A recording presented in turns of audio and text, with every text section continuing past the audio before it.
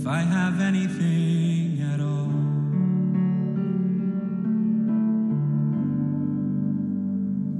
No one ever cared for me like Jesus. His faithful hand has held me all this way. And when I'm old and gray and all my days are numbered on the earth, let it be known, in you alone my joy was found.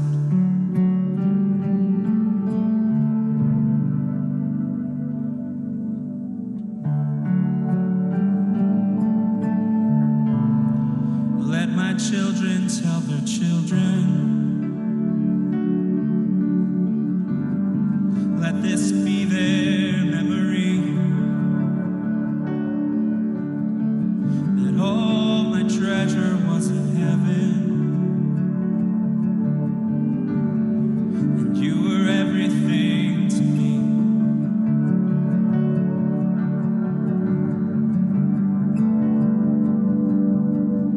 No one ever cared for me like Jesus.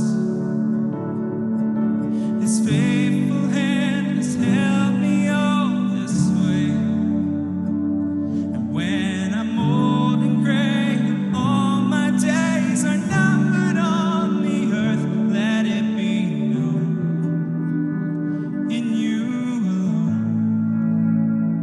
my joy was found.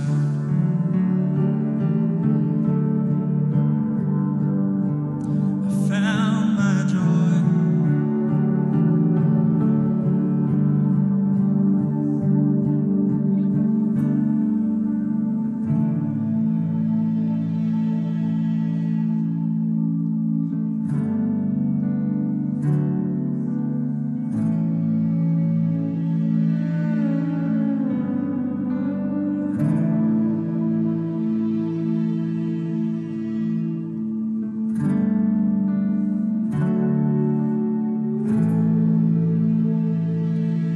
I'm still in love.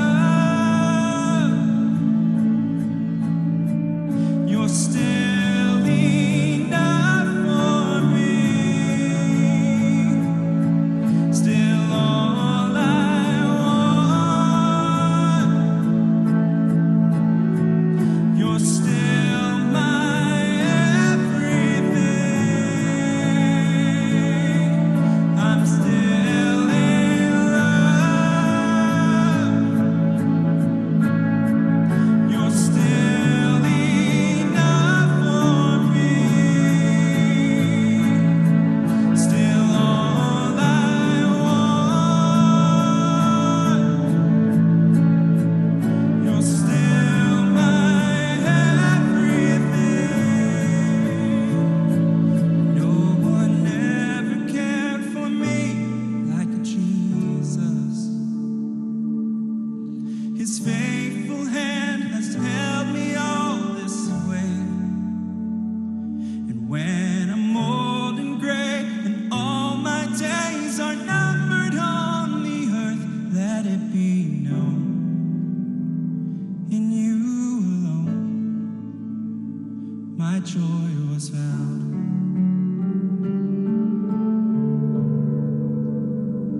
I found my joy.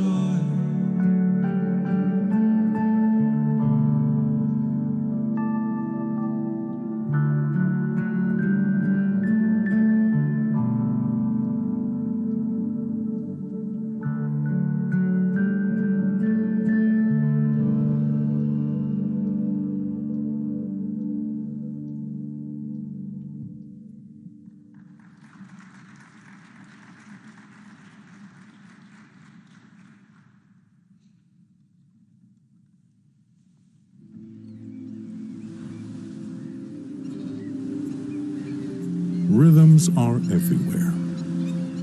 Our Creator fills our lives with them and sustains all of His creation with healthy rhythms designed to expand life and replenish life. From the beating of our hearts within us to the changing of the seasons around us, All of life moves forward on God's timeline and on God's rhythms. But has it occurred to you that God's growth in your life also operates on rhythms? That all of your life will unfold in God-ordained seasons, each to be enjoyed and each one preparing us for the next. Discover God's rhythms, His unfolding grace for each new challenge and transition of life. Savor this season and strengthen the next.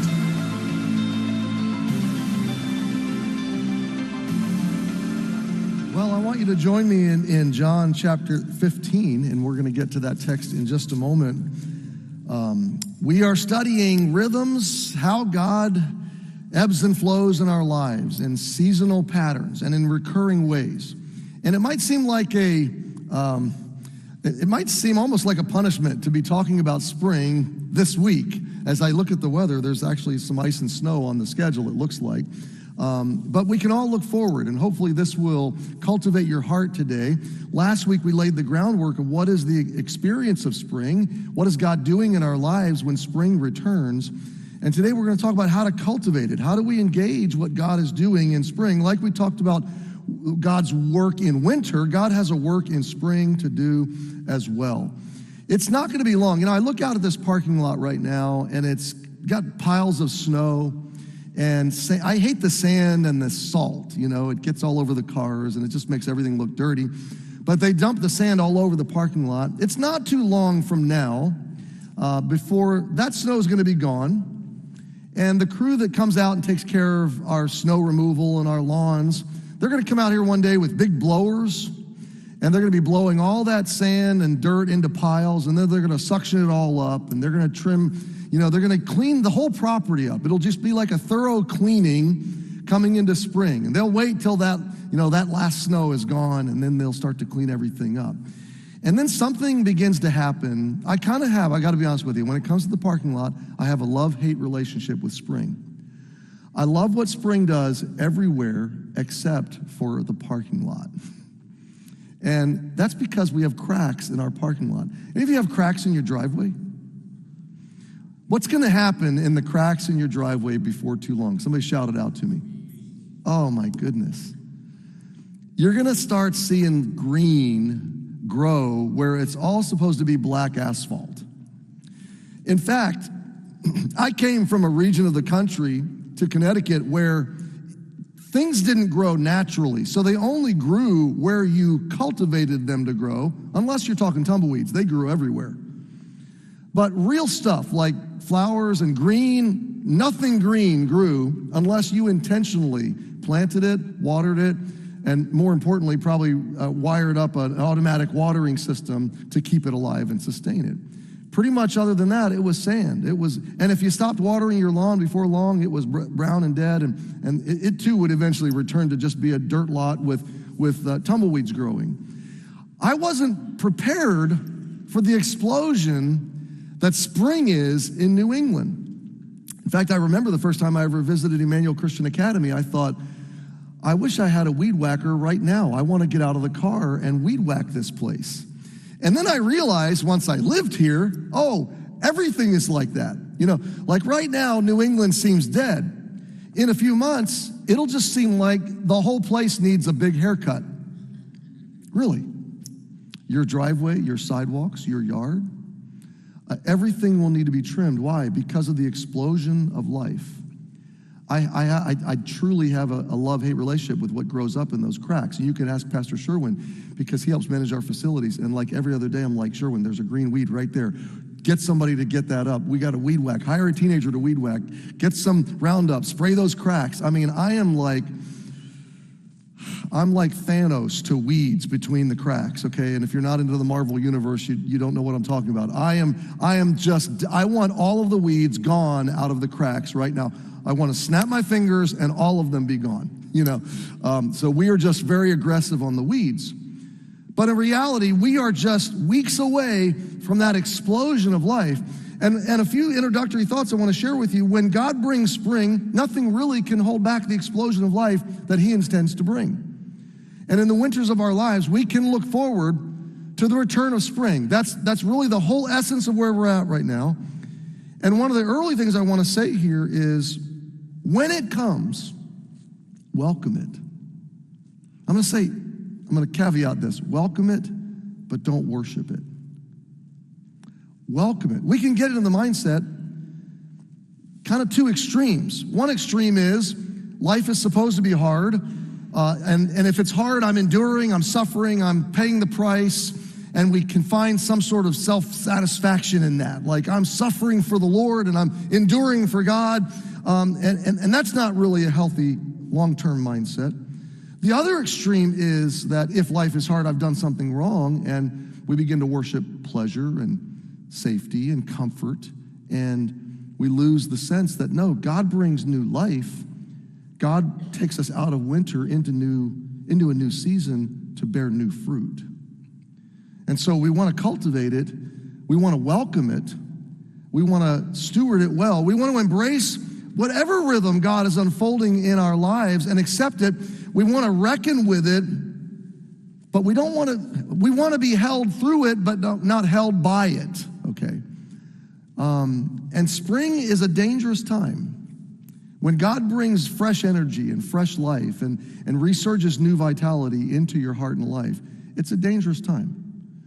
Like winter can tend to crush you and flatten you with that living, walking death feeling of, I don't have the energy or the strength. Spring brings kind of an alternate temptation. Spring brings a temptation to leave God behind. I've got new blessings and new opportunities and new dreams to pursue, and I've got new energy and fresh life. I've turned a new page. I've entered a new season in my life. Oh, I'm good now. Here's the thing. In winter, we know we need God. And so if we're not disillusioned with him, we just fall onto him. Independence. But spring can give us this subtle sense that maybe I'm okay. And all of a sudden, we can translate that, even subconsciously, into maybe I don't need him as much as I thought I needed him. And so it is an awesome time. It's an exciting time. It's a welcome time, but it's a little bit of a dangerous time. Jesus, in John 15, I think next year we're going to go verse by verse through the book of John. Now, don't hold me to that, but I'm really praying about next January already in terms of sermon series. John 14, 15, 16, 17 is the day, the night, the evening before Jesus is crucified. And the last 8 months or so of Jesus' ministry, his message transitioned from purely a gospel believe me message, believe in me message, to a discipleship, follow me, here's what discipleship will cost, preparing his followers for disappointment, preparing them for the story to shift underneath their feet in ways they weren't expecting or they weren't quite prepared for. They didn't want him to die. They didn't want to hear him talk of it. They rebuked him when he talked about it. They didn't totally comprehend what he was even getting at. I'm going away. I'm giving you the comforter. And all of this passage is Jesus teaching his followers at this pivotal, critical, vital moment, okay? They're getting ready to go through a short winter. And then when you turn the page to the book of Acts 1 and 2 and 3, spring is going to explode, okay? They're going to have new life, new power. The Spirit of God is going to fill them, come upon them. Pentecost, Jerusalem, 3,000 believers. A few days later, 5,000 believers. The church is going to explode in new life and new energy. And so what Jesus is telling them right now is really how to navigate spring.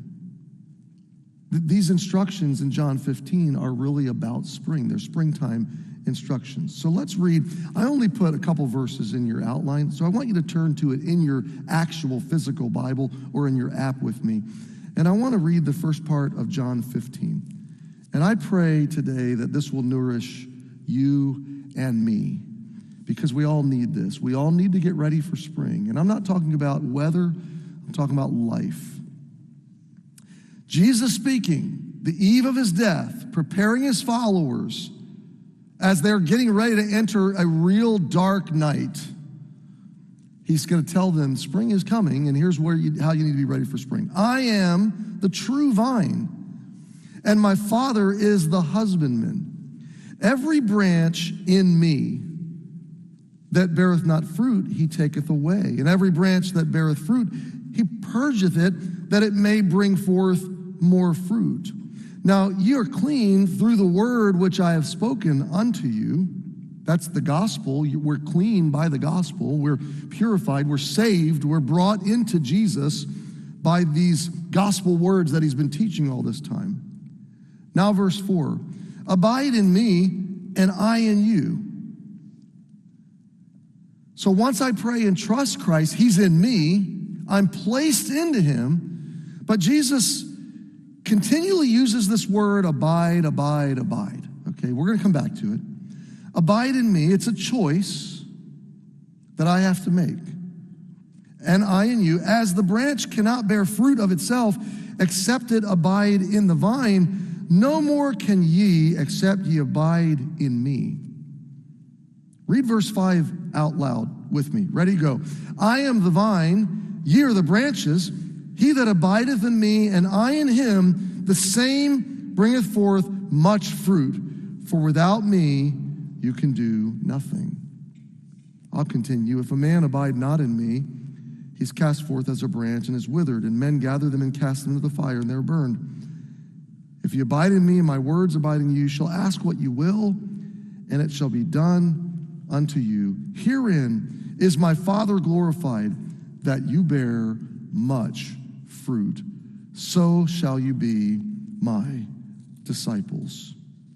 So Jesus lays the groundwork here of what spring is like and how his followers should anticipate behaving to navigate spring carefully and wisely, to steward spring. You see, in spring, life has ceased to be hard, but it has become extremely strategic.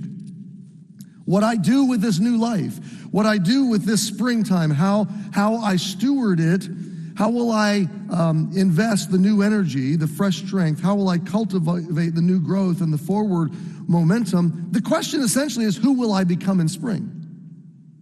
Who will I be as I seize these new opportunities, as I enjoy new dreams? Haley, my daughter Haley is 20, and she'll be married in a few months. I don't even want to count the months, so don't ask. And I've been thinking this past week about when she was in my wife's womb.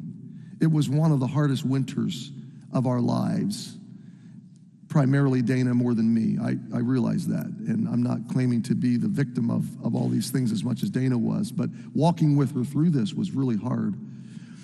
Haley wanted to be born when she was about 3 months along, maybe 3.5 or something. And Dana started having early contractions, which was common for her throughout pregnancy, since she had had many miscarriages over the course of our marriage. And so we were naturally fearful and worried that this would, happen again. So when she started having contractions, we told the doctor, and the doctors, told her bed rest. That was the first way they dealt with it, is bed rest. So suddenly, oh my goodness, my wife is basically incapacitated, and the burden is on me to fix the meals and do the laundry, and basically she's got to sit in bed or sit on the couch as much and as long as possible every day. She's immobilized, and you have this it's a burden, but it's also this this growing sense you're protecting this life that's so fragile in this womb. And Dana sat there for weeks and weeks, in bed or on the couch, and really moved as minimally as possible. We counted the weeks, and we were really eager to resume some normal operation to our family. I was eager to take her out to dinner, to take a walk, just to do anything mobile.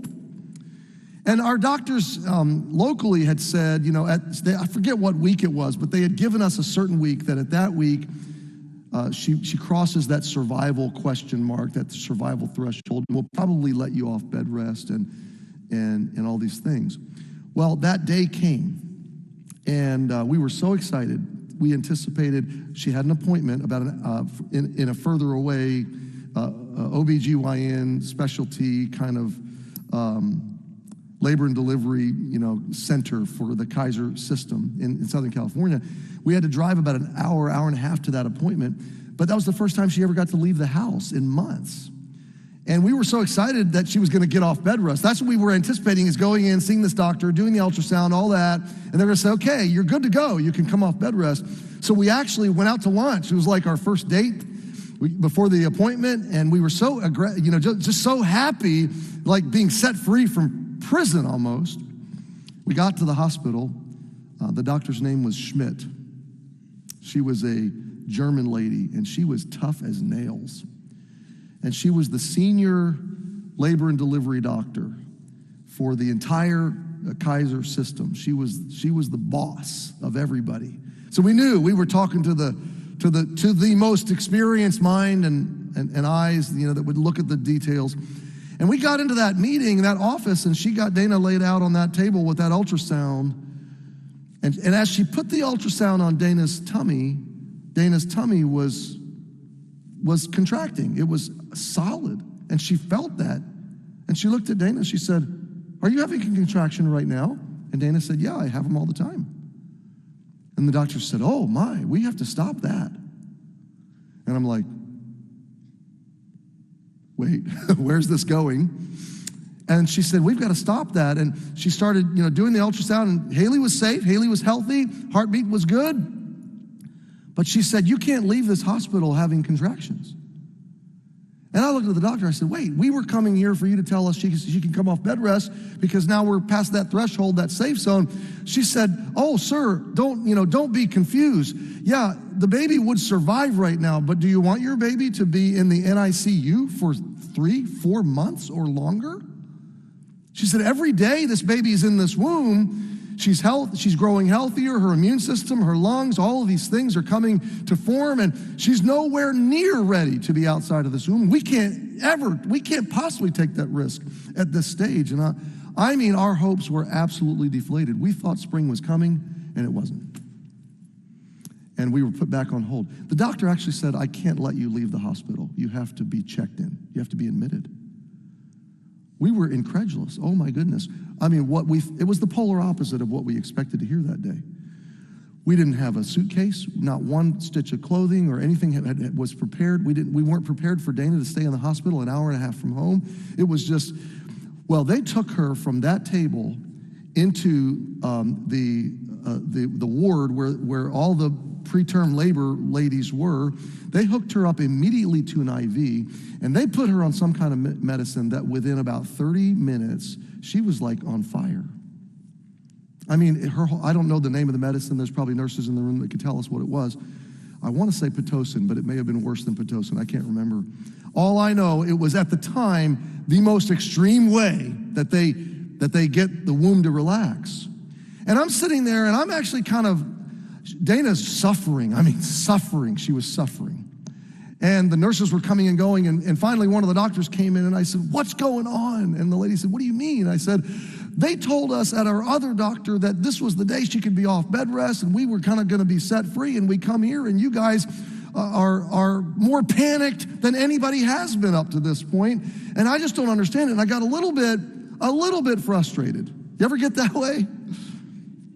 And the doctor looked at me, and she got a little perturbed with me.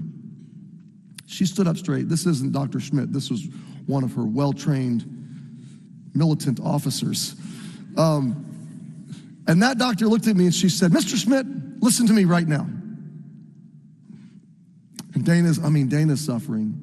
And she got her finger in my face and she said, "Every day this baby is in this womb saves probably a week in the NICU."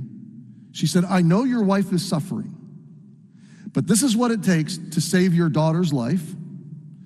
And we know what we're doing. Trust us."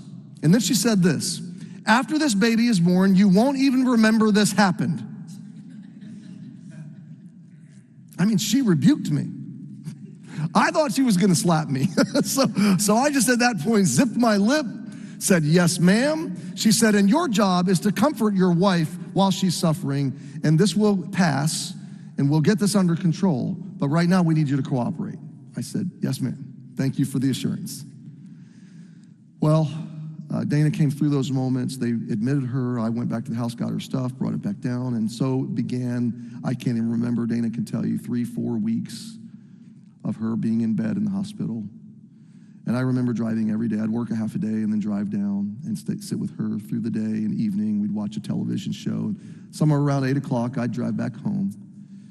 And I remember the day that she called me. I was home. I just got home. I'd slept in the chair next to her all night. And I went home for an event at the church. And the doctor called me, or she called me, and she said, hey, she said, the doctor said it's time to do an emergency C-section. And now we were well into the safe zone. They had given shots. Haley's lungs had improved. She was ready to be born. And I was right in the middle of a big event at the church with a couple thousand teenagers on site.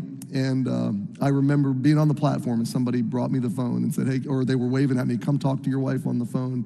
And so I grabbed that phone and she said, get back down here. I said, are they taking you in right now or do I have time to get there? She said, no, they're going to wait for you. I said, okay, I'll be right there. I rushed home. I changed clothes. I grabbed my stuff. I made a beeline an hour and a half down to Woodland Hills in Southern California and got there just in time, and they took us into surgery, and I'm sitting there by Dana's face as they operate, and I'll never forget them handing Haley over to Dana, bringing her around. She couldn't hold her. She was all, geared up and all the stuff, but she could see her face. They showed her to me, and they rushed her off to the NICU, and they took Dana into recovery, and I was kind of there. And nobody was there, just me.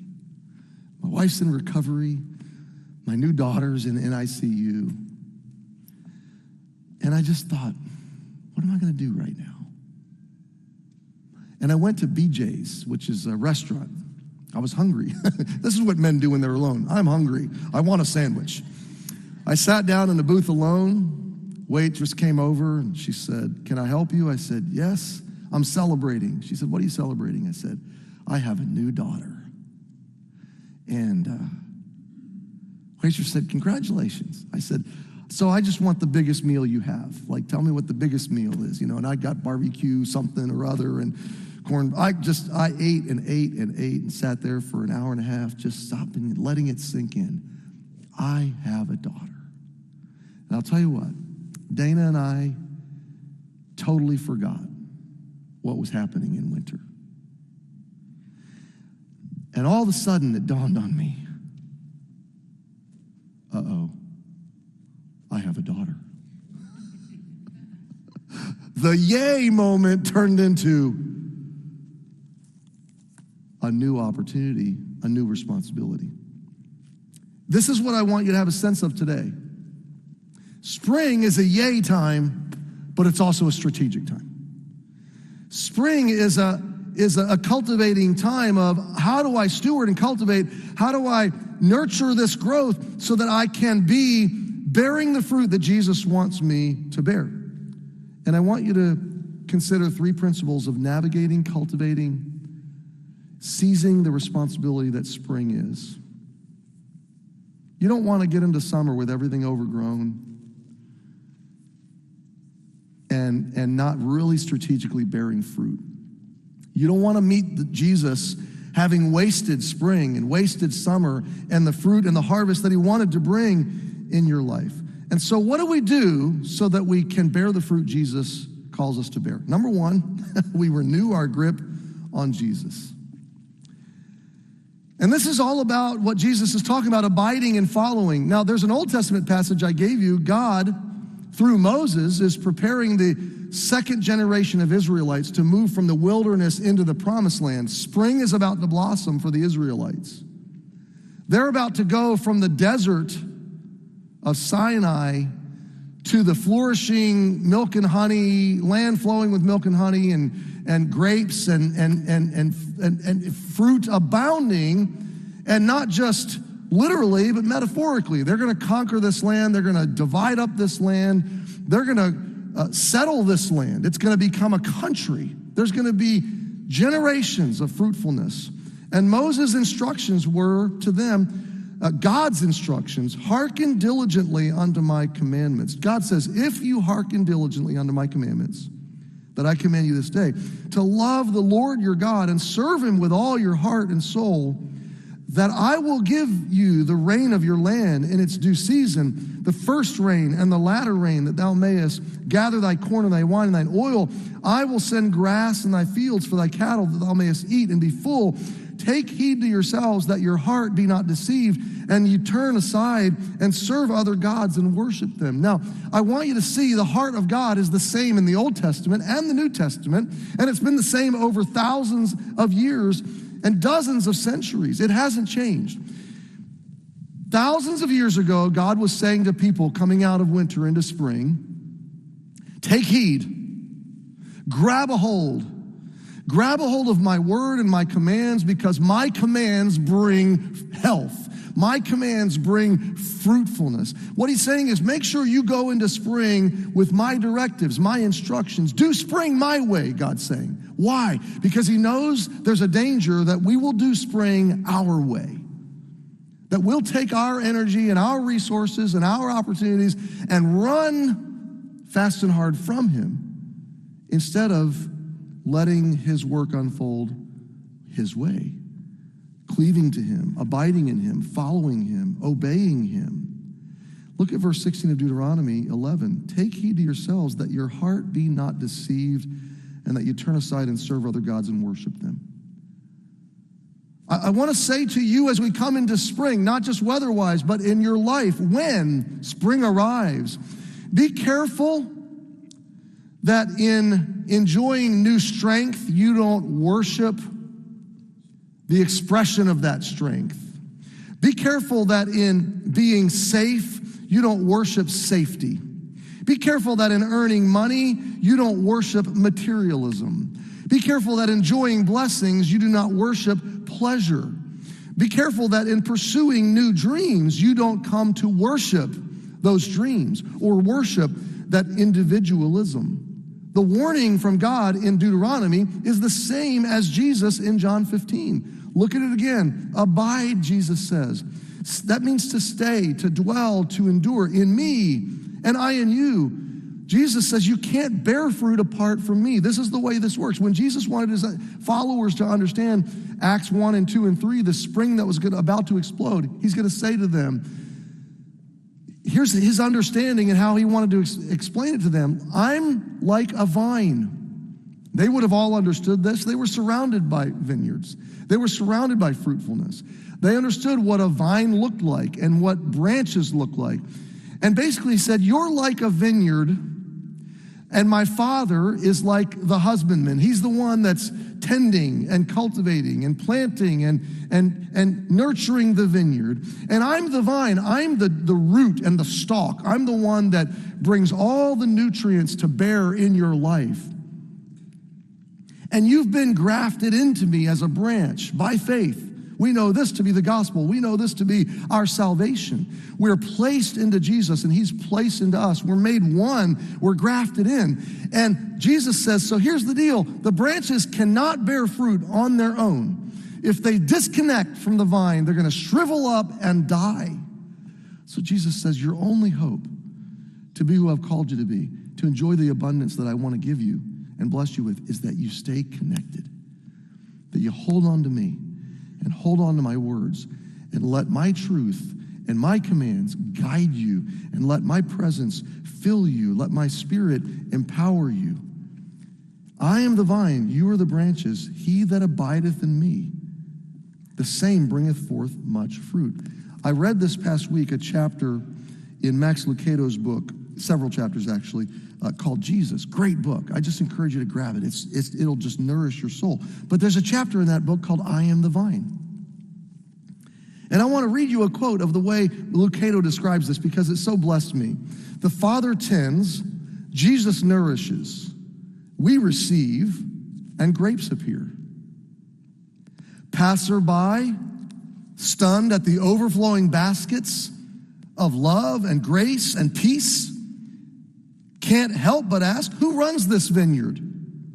And God is honored.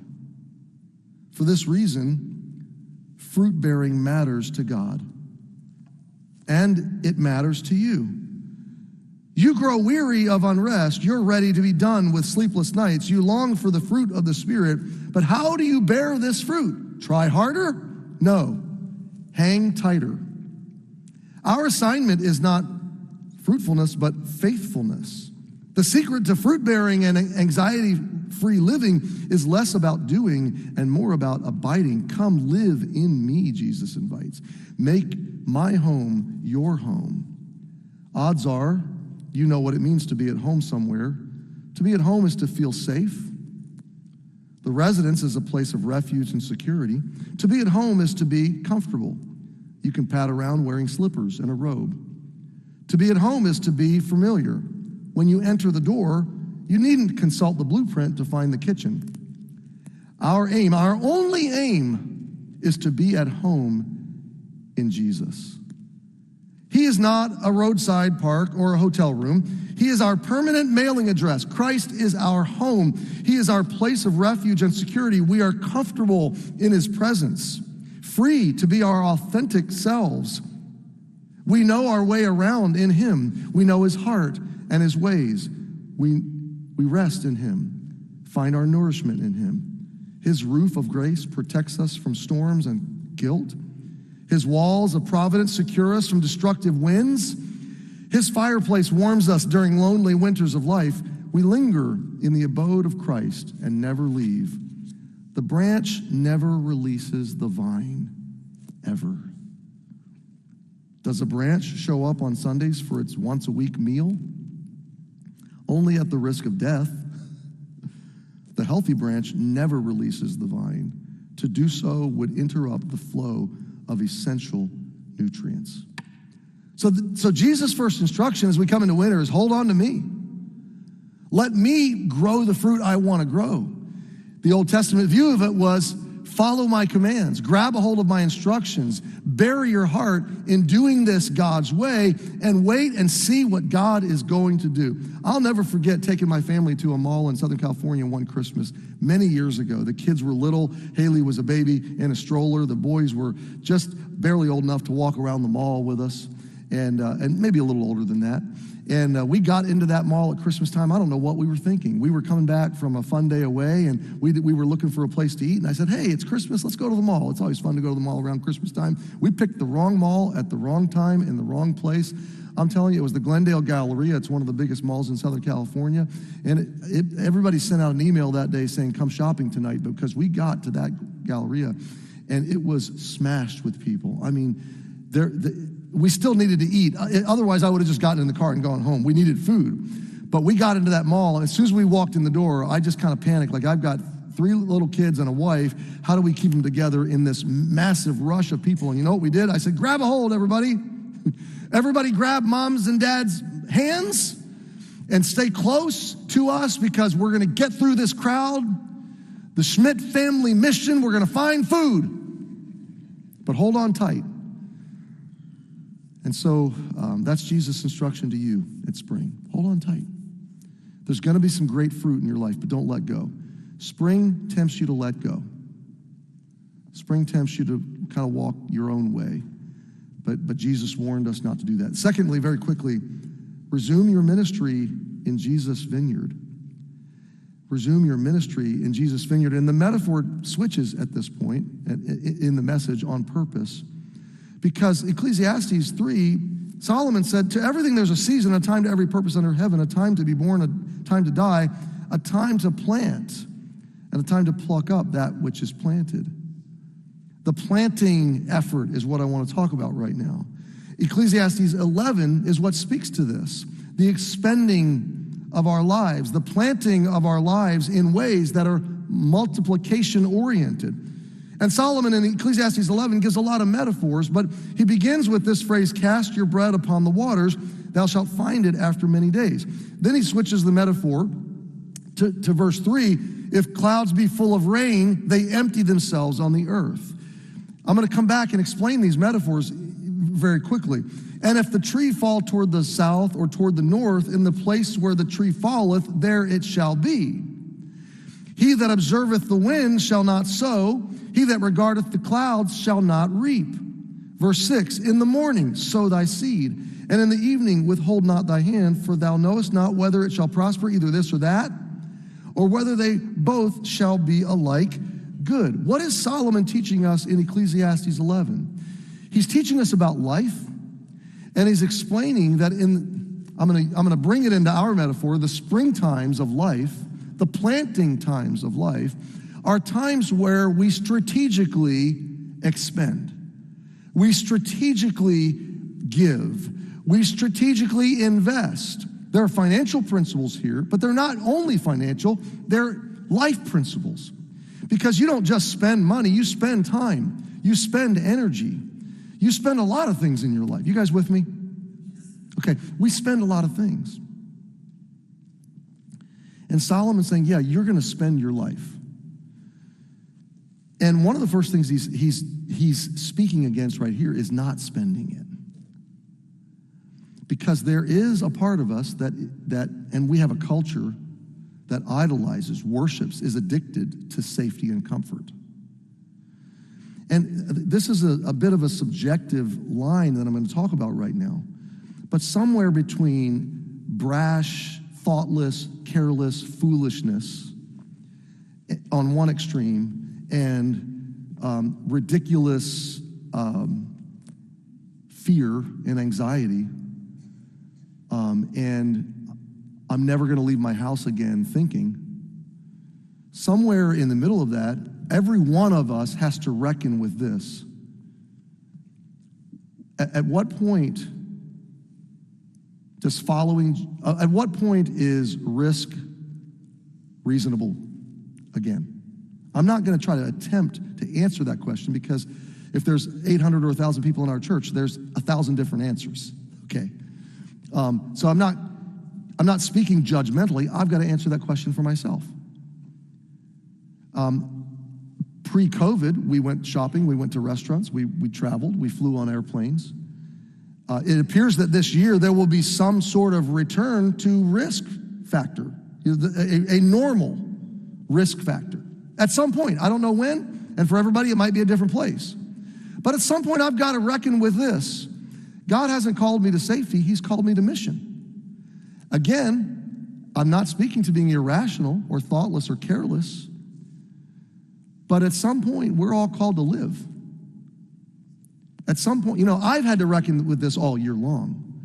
And it's easy for me to make the decision for me. That's why I've never tried to make a decision for anybody in our church, and I won't. I can make the decision for me. I've placed myself in lots of positions and lots of situations that others for me would have said, don't do that. That's dangerous. You're risking yourself. But I've got to weigh this.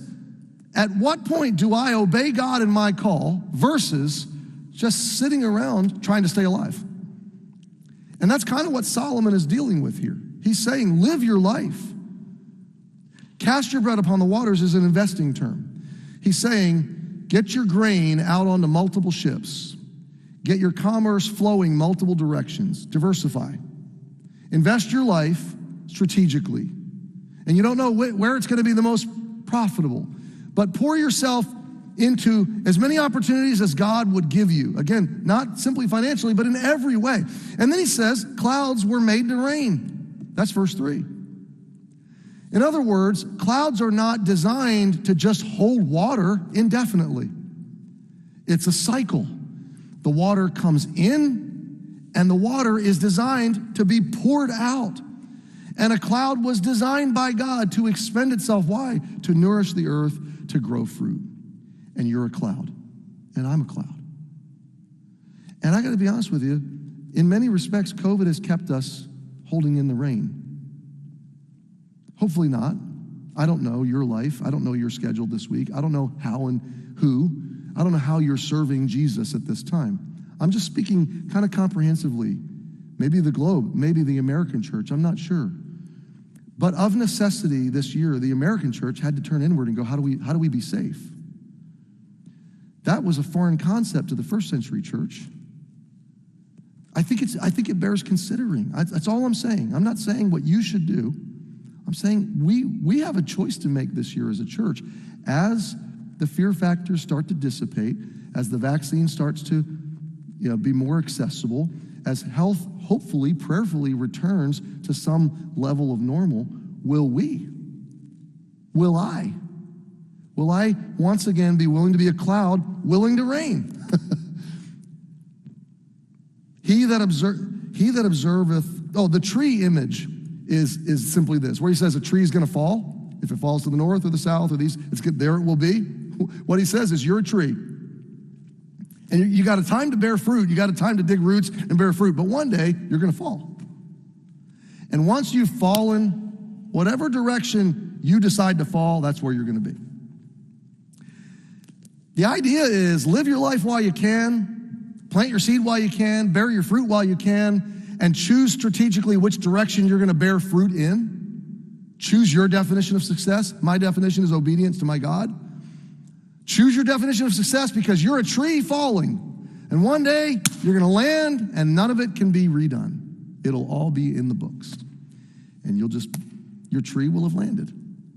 Okay? So he says, we observe the wind. He that observeth the wind shall not sow. He that regardeth the cloud shall not reap. What's he saying? If we look at the risk, we're not going to do anything. If we look at, it might rain today, I'm not going to plant. Or this might happen, I'm not going to invest. I might get ridiculed, I'm not going to share the gospel. And we live in a culture that's telling us don't take any risks ever, ever. And I, for one, cannot live that way, because that is not living. I refuse to live that way. Now, let me caveat what I'm saying. I'm not taking responsibility for what risk you take. You take the risk you're comfortable taking with God. You don't answer to me, you answer to God. You're worshiping online, I'm thankful you are. Do it as long as you need to. Don't hear pressure from me. Hear your pastor not pressuring you. Hear your pastor encouraging you to go to your God and really evaluate, what kind of cloud are you going to be? Where are you going to fall as a tree? How will you resume ministry in the vineyard God's given you to minister in? Third principle, very quickly. Reset your journey in Jesus' clarity. There's a cleaning and purging aspect to spring. Well, the first thought about renewing our grip was about abiding and following. And the second thought about resuming our ministry is about plowing and planting. That's the imagery. This third image is about cleaning and purging, resetting your journey in clarity. And I take you to Hebrews 12 for this one, and these are topical thoughts. Hope you'll forgive me for that. I usually like to just go right through a passage. Wherefore, Hebrews 12 says, seeing we're compassed about with so great a cloud of witnesses, the witnesses of Hebrews 12. I always envision this like a stadium of people cheering, looking over the edge of heaven, cheering us on. I'm not going to say that's the wrong way to see this. It's just not exactly it's not exactly the essence of it. The essence of it is this. The chapter before it is all the people that live by faith. It's the great faith hall of fame. And what he's doing is, it's a courtroom. And the author of Hebrews is proving Jesus to the courtroom, to the jury, okay? He's proving that Jesus was God, that Jesus fulfilled all the Old Testament sacrificial system. That's what the book of Hebrews is about. He's proving to first century Jewish believers that they don't have to go back to Judaism, that they can follow Jesus alone. And he doesn't want them to fall away from Jesus. And their faith is what's going to keep them intact in spite of trials, hardship, risk, suffering, death, martyrdom, all of it, okay?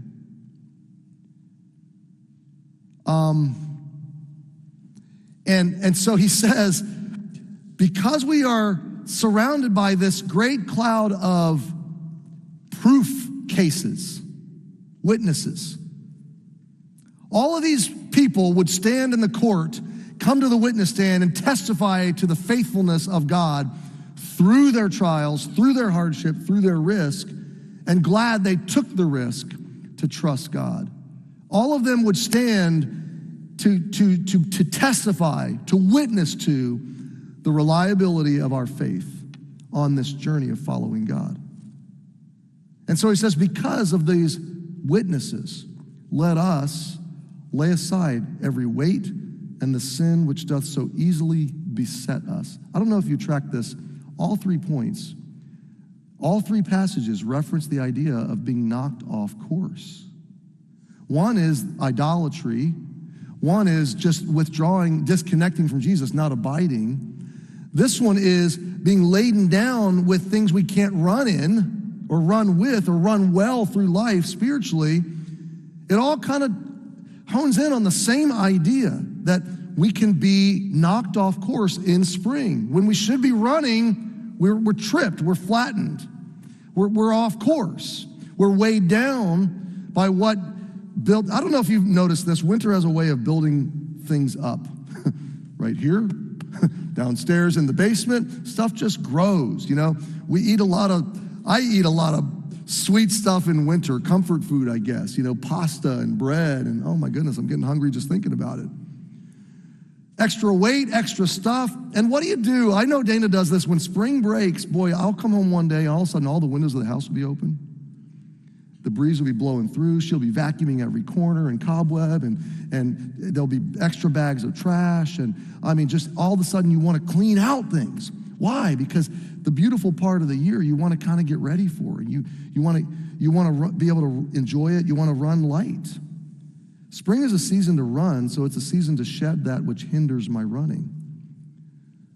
So one of the ways we steward spring is we ask ourselves, what's slowing me down? What's distracting me? What has crept into my life unawares and has kind of grown and surged and become present, and I got to get rid of it. When I was a kid growing up in Georgia, a young teenager, we lived way out in the country, and we would drive out this 2-lane country road, and all along the sides of the road, there was this vine, there still is, that grows in that part of the world called kudzu. Kudzu. It's actually from Asia. It was transplanted to America in the late 1800s. In the early 1900s, it became like a thing that they were encouraging everybody to plant all around the South, that it was going to revitalize homes and gardens and fields, and so they really spread it. But then it became almost a mythical threat because it grows so fast. Kudzu will grow out of control like overnight. And I just remember this experience, and it's not so out of control now as it used to be. I just remember driving down the road to our house and driving down our long driveway. We had a long driveway, and you couldn't even see the trees. The kudzu had grown so much and overtaken things. And I just want to ask you a question. Do you go into spring with your spiritual life looking like that? Do you go into a new season of fruit bearing and health and vitality and following God with an overgrown life? And I hope you won't. I hope you will let God do the purging work that he wants to do. So, to review, renew your grip on Jesus. Resume your ministry. Be the cloud God called you to be. Reset your journey. Run with patience. Run light. Be willing for God to clean out and purge what needs to change so that you can run the race he's called you to run.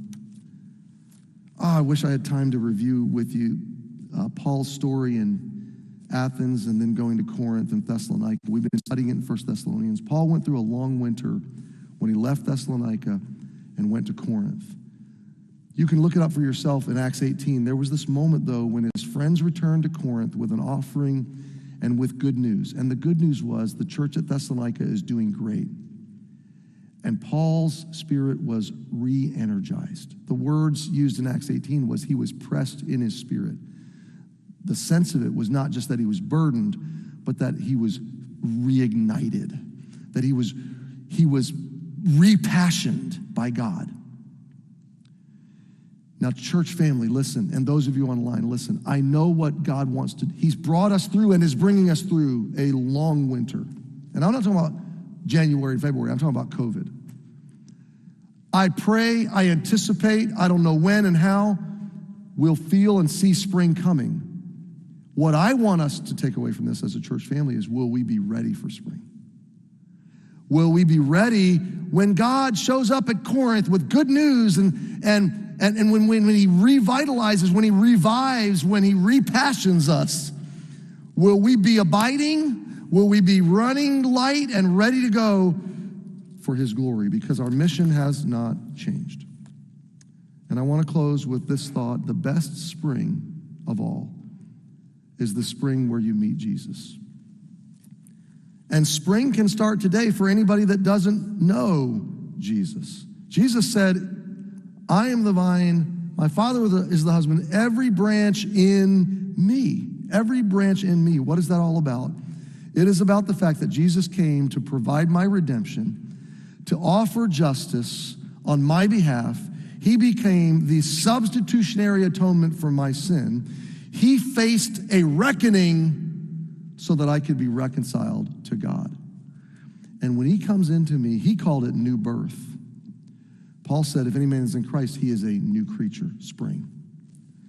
And if you have never been reconciled to God, if you're within the sound of my voice, you've never received the reconciling work of Jesus on your behalf, then spring begins the moment you decide you want Jesus to save you. The moment you admit, I'm sinful and I need a Savior, and Jesus is spring to me, and I want the new birth that only he can provide. And I would invite you to make that decision today. Friends, I don't know how this hit you. It hit me pretty hard this week. But I hope you will prayerfully renew your grip, retain your grip on Jesus, resume the ministry he calls you to, in whatever way that looks for you right now. And be prepared to reset your journey, to run the way Jesus calls you to run. Let's have our heads bowed and our eyes closed. Father, thank you for this time. I pray that something I said will encourage my friends. Thank you for our church family. I pray that you would prepare us for spring. I pray that we'll celebrate spring, but more than that, I pray that we be very careful with spring, to be faithful stewards in it. With our heads bowed and our eyes closed, if you've never trusted Jesus as your Savior and you want to, I'd like to give you the opportunity. If you've never received the new birth and new life that he offers you, it's real simple. He says, for whosoever shall call upon the name of the Lord shall be saved. For God so loved the world that he gave his only begotten Son, that whosoever believeth in him should not perish, but have everlasting life. The way you believe in Jesus is you place your trust in him by faith in prayer. And that prayer would go something like this, and I would invite you to pray a similar prayer sincerely from your heart. It is not a repeat after me, recite these magic words. That's not the way this works. This is a decision of the heart. I'm simply helping you put words to your heart. If this is your heart, you pray, you cry out to God, he will answer this prayer. Jesus, between you and me, I admit that I'm sinful and broken. I'm guilty. In your courtroom, I'm guilty. And I realize I'm condemned. And I admit, there's no way I can save myself. I can't bring new birth and new life into my own life. But Jesus, I believe that you are God and that you died for me and rose again to offer me forgiveness and new birth and new life. And Jesus, I receive that right now. I'm asking you to come into my life and be my personal Savior. Now, my friend, you only need to pray that prayer one time in your life. It is a one-time decision. It is a one-time birth. And you can never be unborn. It is the gift of God's grace. And if that's your decision today, we have a Bible and a book, and it's in the white gift bag in the back. We hope you'll take it and celebrate and commemorate this day. If you're online, we will send you this, mail this to you, but we simply need to know about your decision. And so you could email me personally, and I will celebrate your decision. pastor@ebcnewington.com. Father, go with us today, strengthen us, encourage us, and take us forward by your grace. And thank you so much for your faithfulness. In Jesus' name we pray. Amen.